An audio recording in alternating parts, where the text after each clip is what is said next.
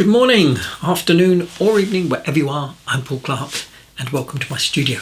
So what have I got for you lovely lot today? Well, it's another one in my inspiration series. Now it's an artist that we've already looked at a few years ago, and it's the work of Seago, one of my all-time favourites. And if you'd like to know a little bit more about him, please check out my previous video of this lovely water meadow. A link above if you haven't seen it. So I was doing a little bit of research on him the other day when I came across this lovely oil painting of his. So we had a go at painting it in my local art classes and they seemed to really enjoy it. So I thought you might like to have a go too. But I've put my own little spin on it. So please come and join me and we'll paint this step by step together.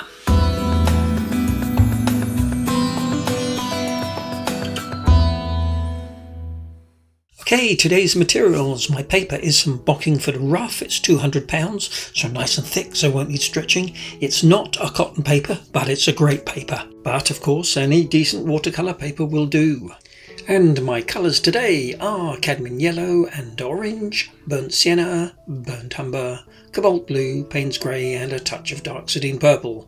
And from my range I have 3 brushes, 3/4 inch flat, number 12 and number 6 round. Here is Seago's wonderful original oil painting that I'm basing today's tutorial on. Now, thanks to Helen, one of my local students, she did some research for me and discovered the painting is titled The Fish Market in Venice. But I've changed it a bit and I'm going to be calling it The Carpet Sellers in Venice and add in a few rugs. And here's the pencil sketch, which of course is always free to download from my website. Link in the description below. Off we go, and wetting the complete sheet of paper with clean water. Next I'm taking my flat brush, and this is a mixture of cadmium yellow and cadmium orange, and I'm basically tinting the whole sheet of paper with this pale yellow wash.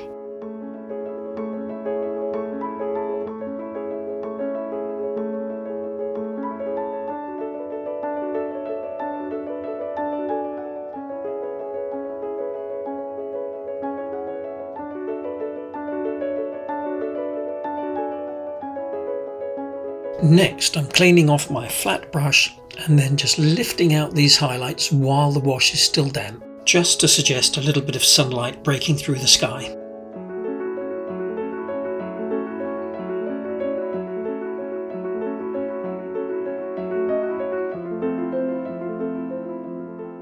And while still damp, I'm just dropping in a little bit of burnt umber into the ground here. Now using my flat brush, I'm just putting in some shadow washes here into the buildings behind. And here to warm up the mix I've added in a touch of burnt sienna. And this is going in wet into damp.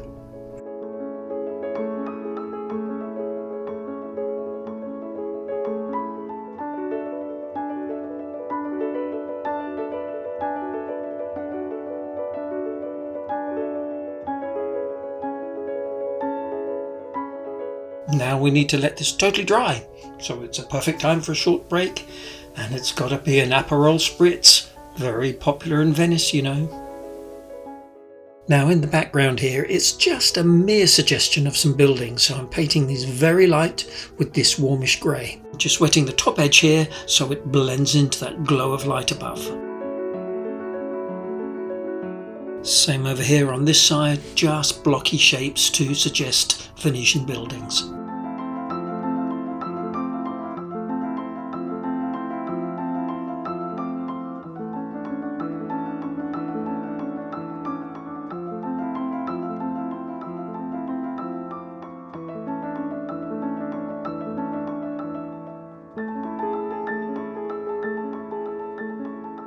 Next, for the edge of the arches here, a little touch of burnt sienna. Blending the top edge here with some clean water.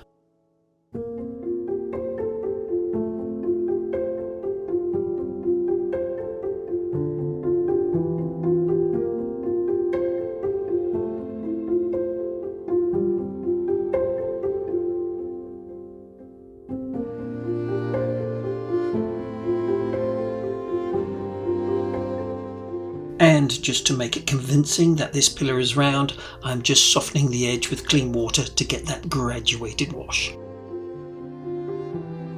And I've added just a little touch of cobalt blue into my burnt sienna just to brown it up a little.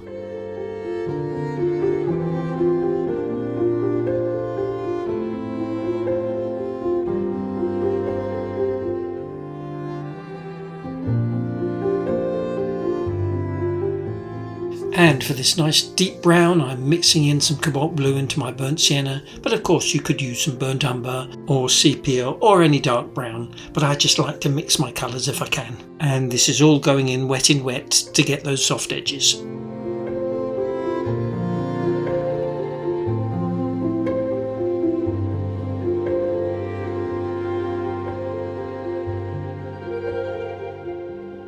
Nice and dark on this shadow side. And here, for a bit of interest, just a dab of cobalt blue. Next, I'm just taking some clean water and giving those buildings in the background a very light spray. Then I'm taking my number 6 brush and just painting in with this brownish colour some suggestion of building details.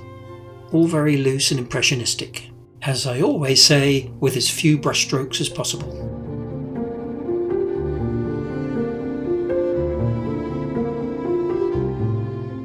And to get some of those softer edges, a little bit of smudging with your finger can always help.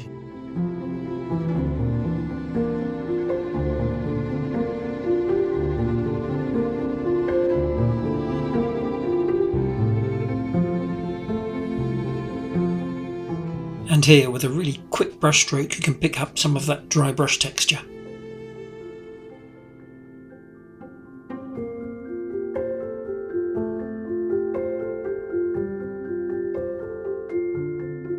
And to create this little element of shadow, I'm dropping in a little blob of darker value brown into the top wet in wet. I think this is a bit of an archway here, so I'm going for a rounded top.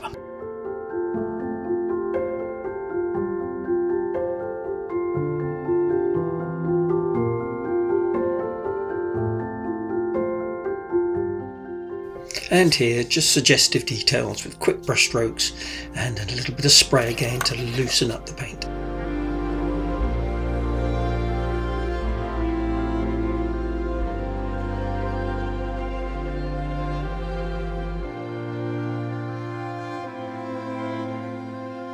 Here it looks like there's some sort of doorway with a sort of large carpet hanging over top.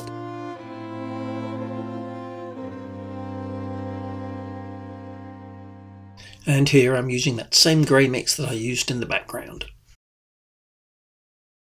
With my number 6 brush, I'm using that brown mix again and starting to put in some of these details.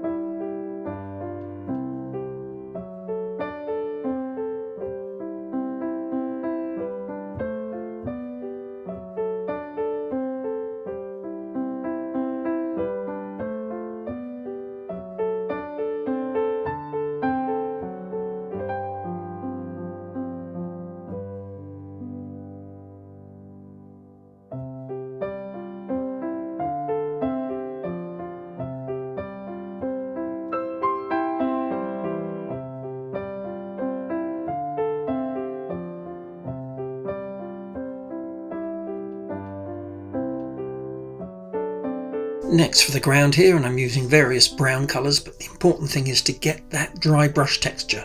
Just sweep your brush quickly across the surface of the paper.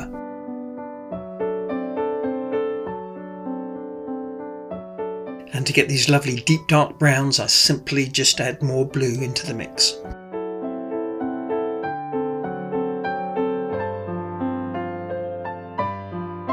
And here to add that extra bit of interest, I'm adding in some dark sateen purple straight into the wet.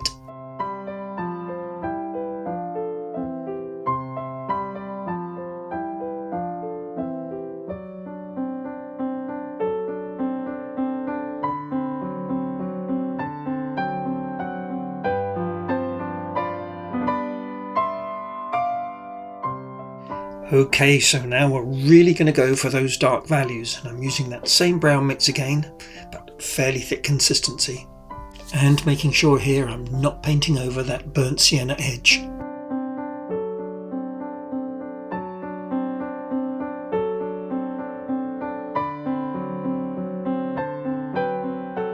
But I don't want this to be just a boring flat brown wash, so I'm adding in plenty of other colours. Here's some cobalt blue straight into the wet.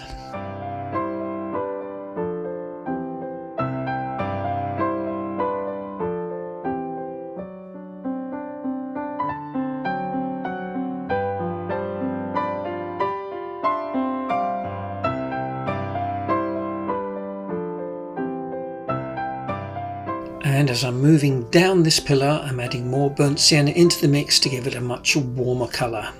But everything's still wet in wet, trying to get nice natural transitions.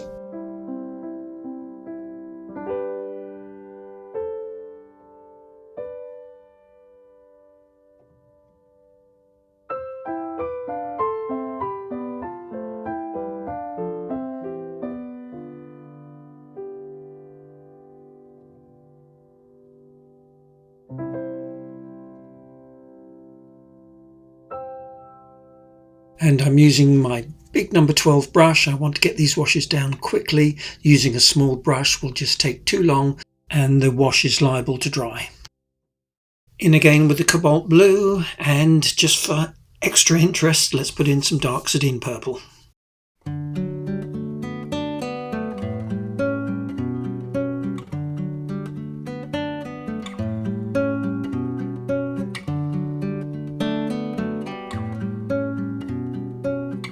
And I'm carefully painting around these hanging carpets.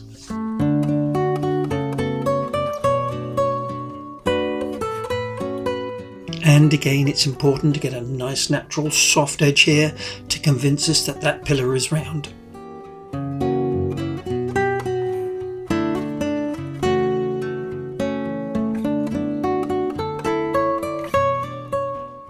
And remember, don't be afraid of the dark, because it's these dark values that's going to give us that sense of light.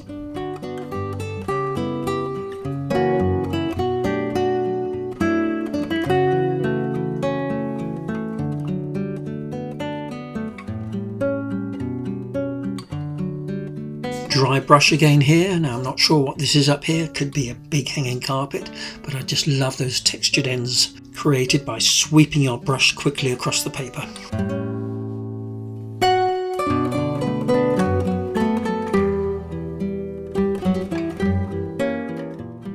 Back to my brown mix again for this hanging carpet.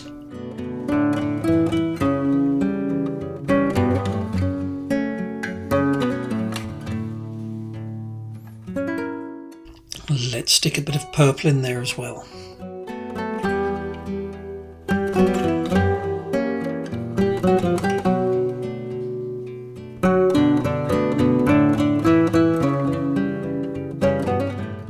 Right, next we want a nice strong shadow along the side of this pillar, so I'm re-wetting the whole thing and then dropping in a nice strong Payne's grey wash along the left hand edge.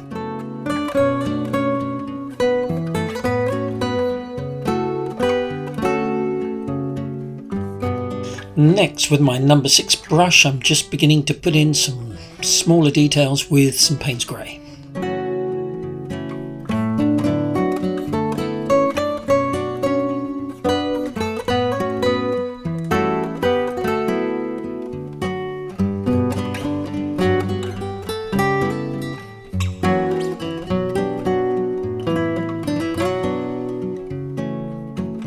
Now, we know in the original painting that this was a fish market, so I'm guessing these were boxes of fish, so we'll turn them into piles of rugs, shall we?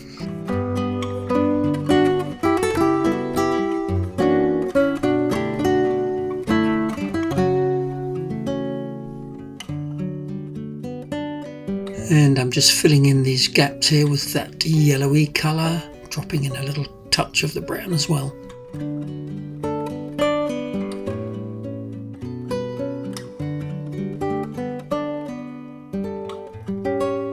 And perhaps we'll make this one here a sort of rolled up rug.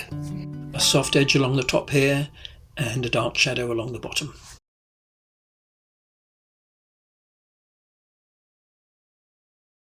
And I'm just dropping in a few little dots and dashes here to suggest a carpet pattern. You know, one of those nice Moroccan rugs.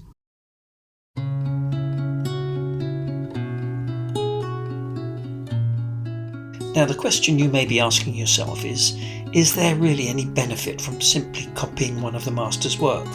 Well, I think there is. You can learn so much, such as composition, how they've tackled light and shade, and just being generally inspired by artists that you greatly admire. And I think I'm going to darken the shadow even more with the dry brush technique.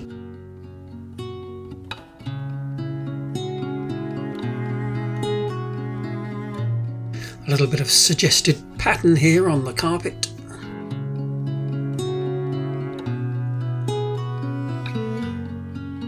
Here I'm just bringing out the contrast between what could possibly be some steps with the background buildings.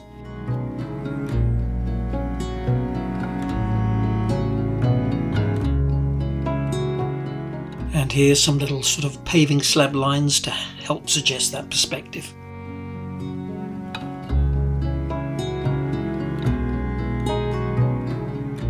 Next, I'm just going to suggest some details here on these hanging rugs, and I'm using all the similar colours to what I've used before. Keeping this painting a fairly limited palette just helps to create a mood and atmosphere. I think it would look wrong if I suddenly introduced some bright green, say, or some red, and that's where I've learnt a lot from copying the original painting. These are just simple squiggles and blobs, and most of it's still going in wet. Here I'm just painting the back of the rug with a purplish colour. Now, using the same brown mix, this is Mrs. Conti over here, and she's keeping an eye on the family business from a distance. Now, all these figures here, I'm really trying to simplify them as much as possible, just a tiny little blob for the head. Of course, this is Lorenzo here, and he's displaying the rug to his customer, who doesn't seem that impressed. Not at that price, anyway. Now, don't be afraid to paint in these figures quite dark, because they are in shadow from the pillar.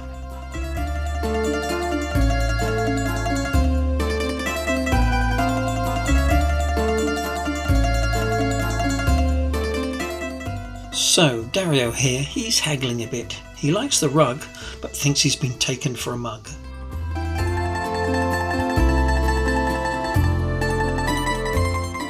So, a bit of family rivalry here as Lorenzo's younger brother Marco tries to steal the sale with a cheaper rug. And as usual, Mama Conti will have to try and hold the peace. Paul, you're talking nonsense again.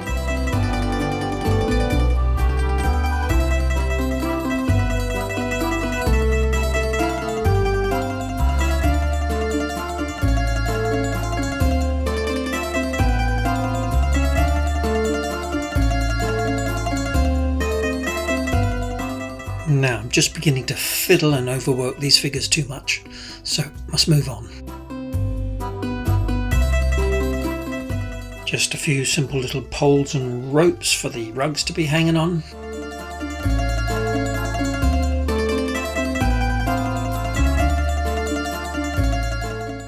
Paul, get your hair cut.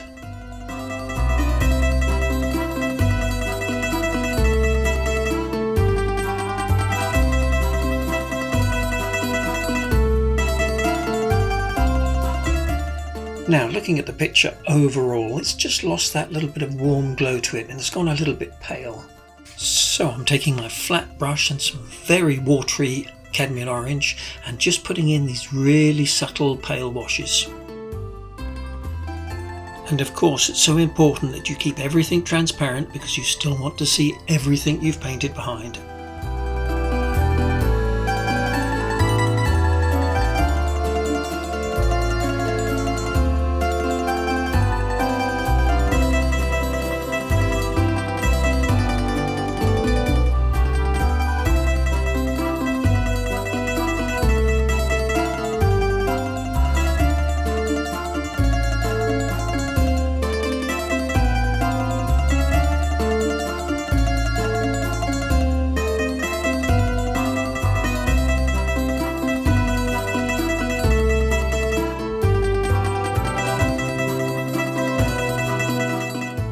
There we go, all done, and this one took me just over 2.5 hours. And I haven't signed it because really this is Mr. Seago's work, even with the Conti family included.